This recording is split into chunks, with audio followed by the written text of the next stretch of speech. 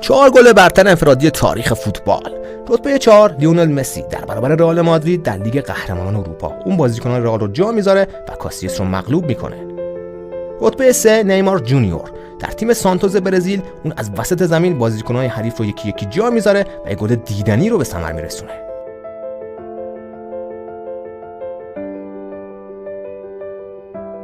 رتبه 2 لیونل مسی در بازی برابر خطافه در لالیگا. اون یکی پس از دیگری بازیکنان حریف رو جا میذاره و یکی از زیباترین گل‌های قرن رو به ثمر میرسونه.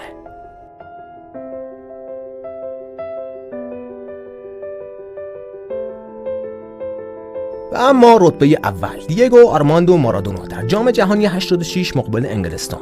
اون یکی از زیباترین گل‌های تاریخ فوتبال رو به ثمر میرسونه و یاد و نام خودش رو در فوتبال جاودان میکنه. اگر از این ویدیو خوشت میاد حتما کانال رو ساب کن.